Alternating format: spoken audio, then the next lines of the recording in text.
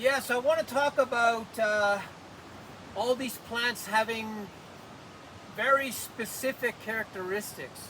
They're basically fingerprinted. Every plant is diverse, every plant is different. And if you go to the grocery store and you see all this perfect fruit laid out in front of you, doesn't matter if it's organic or if it's just regular fruit and vegetables, they look damn good. They look really good. And then you grab 12 peaches and you bite into them and they have absolutely no taste. And you say to yourself, well, how did they do that? How did they make a peach have no taste? Or how did they make a peach not taste like a peach? How do you do that? How is that even physically possible? And that's what I want to explain in this video, is how it's done. So we have all kinds of fruits and vegetables in our place, and a lot of it has all kinds of damage. A lot of it's in perfect condition. But what it comes down to is these fruits and vegetables in our garden are incredibly vulnerable. And that's the way we like it. It's because this fruit and vegetable is grown organically.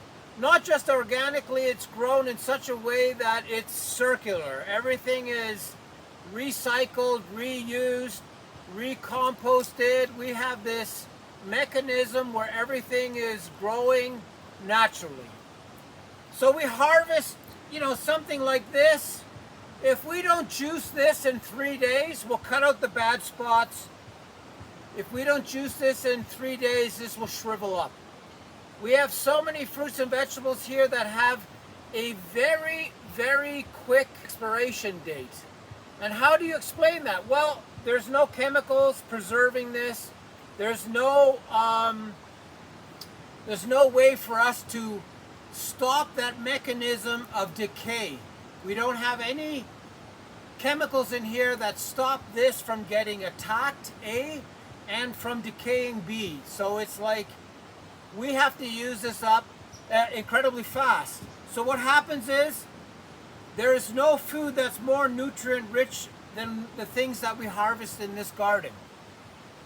Now I want to talk about what actually happens with the relationship or the communication between plants and insects.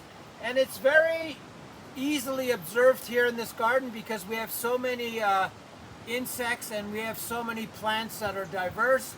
So there's this mechanism of us being able to watch what actually goes down here. So a coffee plant is a very good way of explaining this idea of a coffee bean being a coffee bean. People will pay more money the more these beans resemble coffee when you dry them and roast them. So this idea of your food or your fruits and vegetables being fingerprinted positively, so meaning that a coffee bean is a coffee bean 100%, the better the taste is, the better it's going to be for resale or for consumption or whatever it may be. So this idea of plants having their identity cloaked, having their identity removed, is the downfall of everything that we have in agriculture. It's this idea where when something becomes something that it isn't supposed to be, then we're in a lot of trouble. So when you're consuming something that is full of chemicals, these chemicals have changed the identity of the peach. It's no longer a peach. It's something different.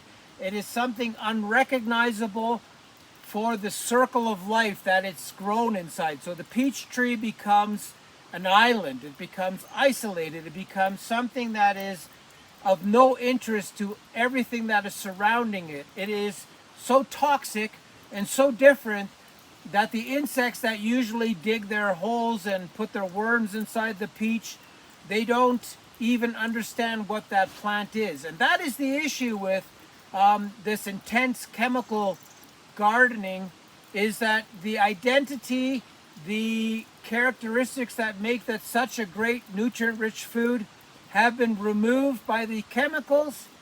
And guess what? All these fruits and vegetables have the ability and this is really important that you listen to this, they have the ability to store those chemicals.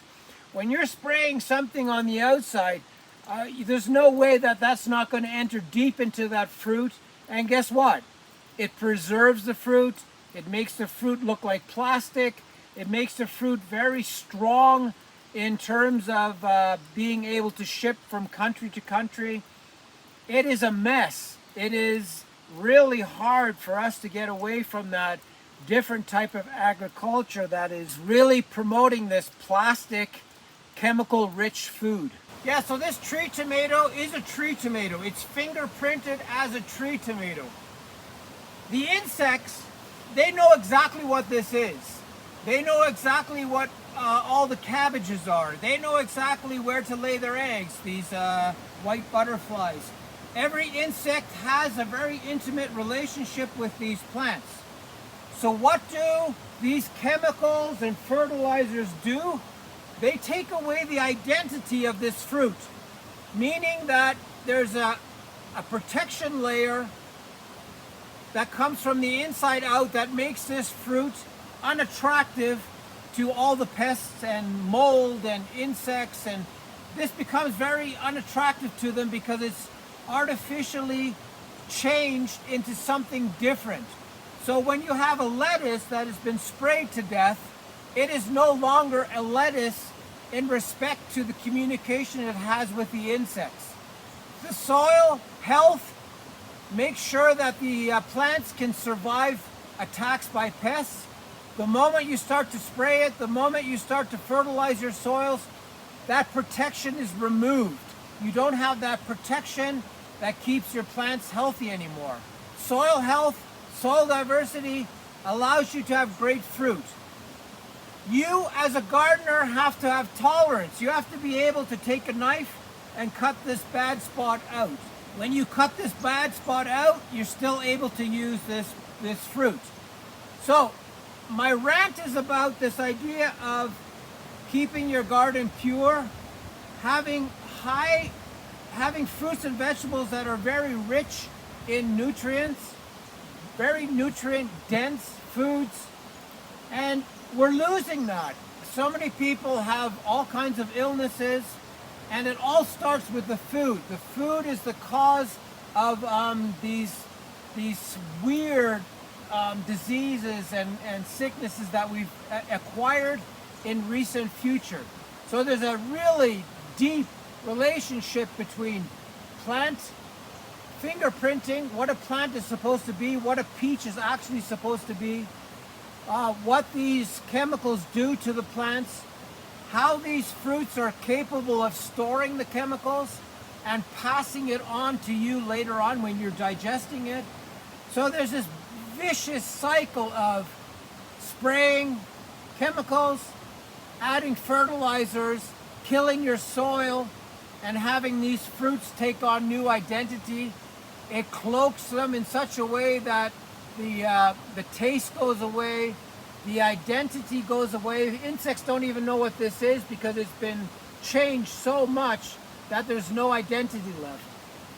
So if you're gonna grow food, try to grow it completely natural.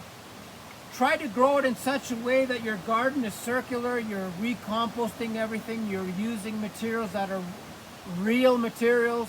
You will improve your health, you will improve what you're consuming, and this idea of buying beautiful fruits and vegetables isn't realistic because in nature, especially in a garden like this, we have a couple of days to harvest.